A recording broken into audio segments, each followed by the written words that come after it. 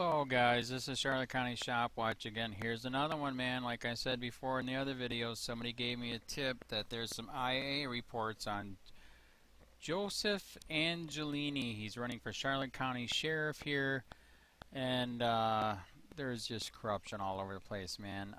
But the other reason why I'm doing this too is because I knew something was wrong with this guy when I met him at one of his rallies or whatever you want to call it, and I told him who I was, and I work for COPWATCH, that I'm for cops, but I'm just against corrupt cops, and he wanted to do nothing with me, man. He was just freaking totally ignored me. In fact, there was some girl in the tent with him at the same time who was freaking out on me, saying that, you know, only the news agencies and newspapers should be able to report stuff that's bad, and I'm like, they are dead. You guys already know they're dead. TV and news is dead. So that's why I love what Carlos Miller says from PINAC. We are the media. And as you've seen with the growth of the Live Free or Die People channel, in 3 years we just hit 29 million views, almost 2 million views a month now. We are the media now, man. The freaking media here sucks balls. They're dead. I send them stuff all the time. The only thing they finally did post that I put up was that dog mauling because it was so bad. Oh, and by the way, Joseph Angelini used to work for Charlotte County Sheriff. Then he was demoted for the article I'm going to read you here in a second. Then he went to PUNTA GORDA Police Department, and he supports the dog mauling. We're trying to get that. He's got a statement on it. We're trying to get it. And yeah, he thinks it's fine that you can have a light on your bike, and for that you deserve to have the side of your chest ripped open by a dog for 2 minutes. The dog literally ate skin and muscle. It was so bad. So yeah, something's not right, and that's why we're getting into this. So here we go. IA report. Joseph Angelini, document type, investigative report. Internal affairs, investigative report, case number, blah, blah, blah. Joe Angelini, Caro, blah, blah, blah. Leaving assigned work area during work hours. So he was punching in, and then you're going to find out going home. And these pricks make, not only do they steal money from you, they make a buttload of money here, man, with pay, benefits, and retirement. Oh my God. So here we go. Report of investigation. Captain Michael Gandy, Joe Angelini, leaving assigned work area. On Wednesday, October 6th, I received an inter-office memo watch Ellington that report he was making normal rounds while on duty, watch commander for the 1800 O shift. He spoke with District 1 supervisor at approximately 12:30. Smick explained to him, Sergeant Ellingwood, that there was an ongoing pattern with Sergeant Angelini where he arrives at roll call and disappears for the rest of the evening, sometimes returning to the district office at 3 a.m., 4 a.m. Sergeant Ellingwood drove around District 1 approximately 30 minutes looking for Sergeant Angelini. This is before they had all the technology in the car. They know exactly where you're at now, and that's why they all should have cameras, and it's streaming. And we should have access to that, by the way. After checking the district with negative results, Sergeant obtains Angelini's home address, which is District 2. Sergeant drove to Angelini's residence, arriving at 1:33 a.m. Tuesday, October 5th, and located Charlotte County Sheriff's Office assigned vehicle parked in the drive. Ellingwood noted that the house is dark and noted the time at 3:06. Again, checked Angelini's home and vehicle was still there. Sergeant Ellingwood never advised Sergeant Angelini would he be absent from the district. On Tuesday, Kendall drove Angelini's home at 11:30. Was there. On Wednesday, 1 a.m., Texans from Northport arrived at District 1. They met with Kenville and explained that they had 2 felony warrants to serve. The warrants were for 2 subjects that were currently located in a home district of District 1. The information relayed indicated that the suspects probably armed and were involved in a home invasion robbery in Northport.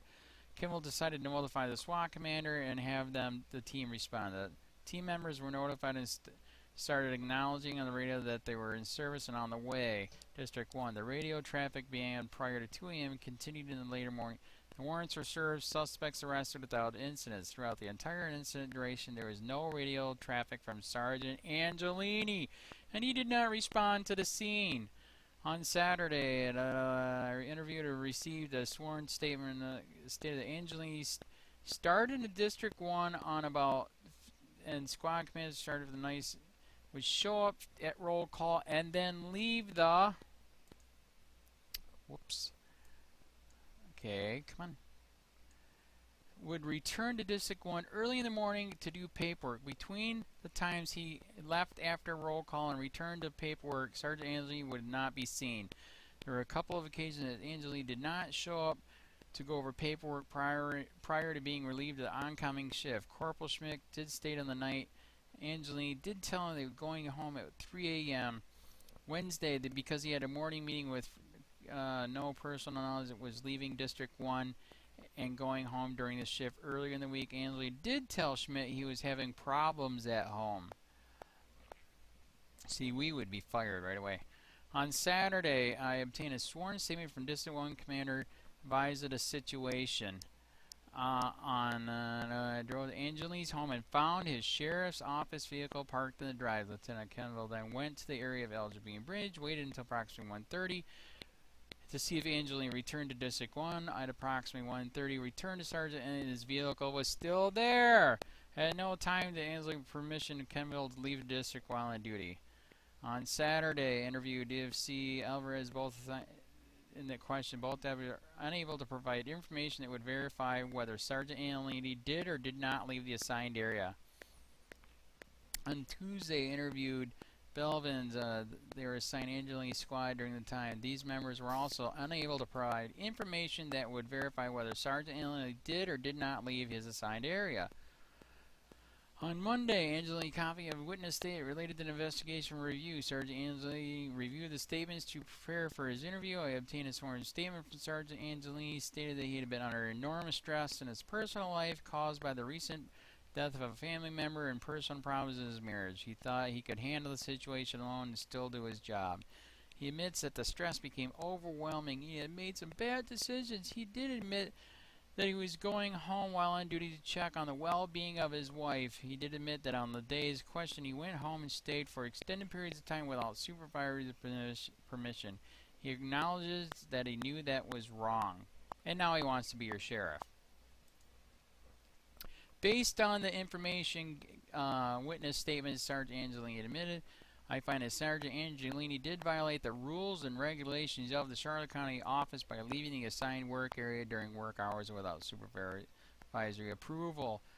CCS operations man, blah, blah, blah. Sergeant was assigned to District 1 one occasion between September while on duty and without supervisory position left his assigned work area, went home and stayed home for extended periods of Angelini's restaurant in District 2. Zone 5 is approximately 6 miles from the District 1 border. The allegation of leaving the assigned work area during work hours is sustained. He was busted, and I believe from what I read, he was demoted.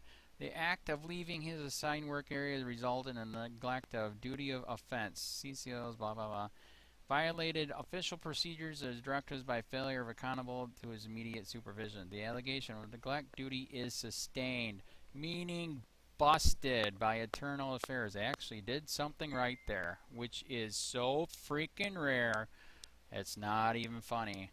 So this is your guy running for Charlotte County Sheriff, and he won't talk to me. I mean, what, you got something to hide already? What do you guys think?